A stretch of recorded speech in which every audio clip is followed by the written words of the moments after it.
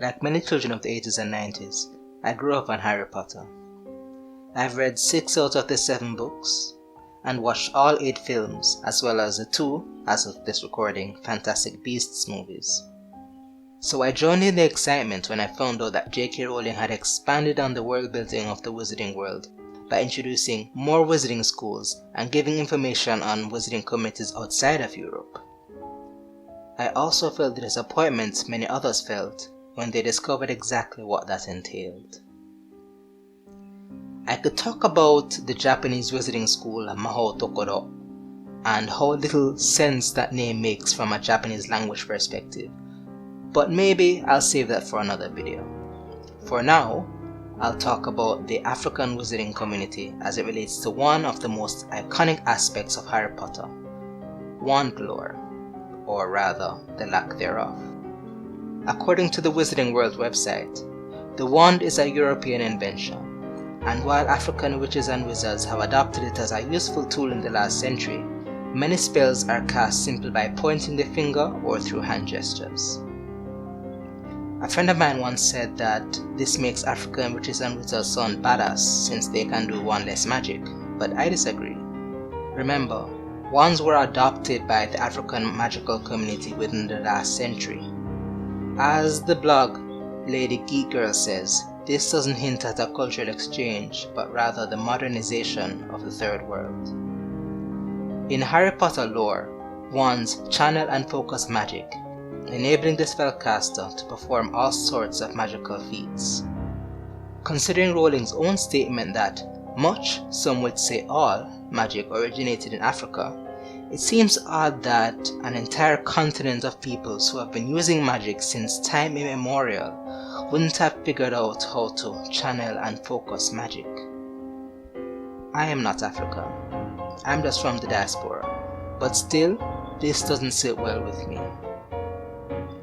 So let's say Rowling wants to keep wand lore as a purely European invention. Is there a way to make the depiction of the African wizarding communities not seem like they were modernized by European invention? As I said, I'm not African, but let me give it a try.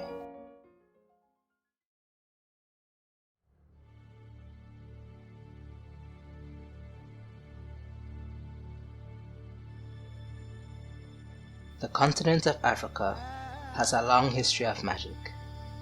It is believed by many that the very first witches and wizards were born on this landmass, though the exact time and location has been long forgotten.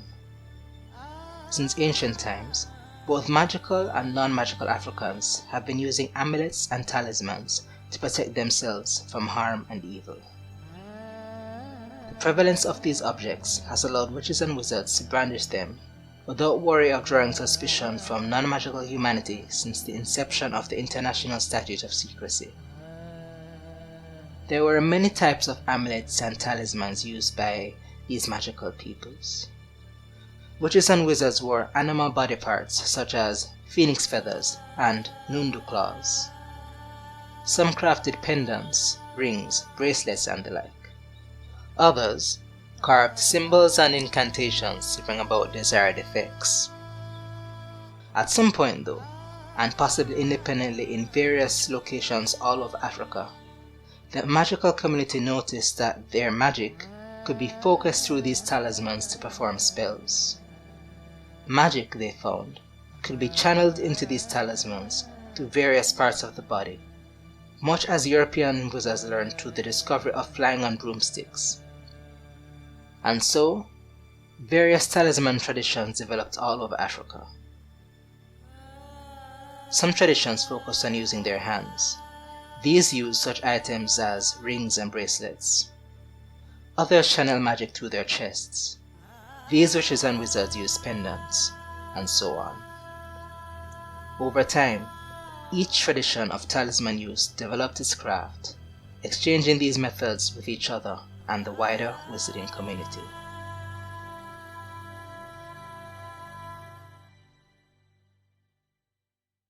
And that's it.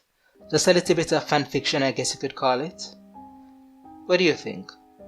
Is it a good idea? Bad idea? I'd love to know your thoughts. Please comment, share, and subscribe.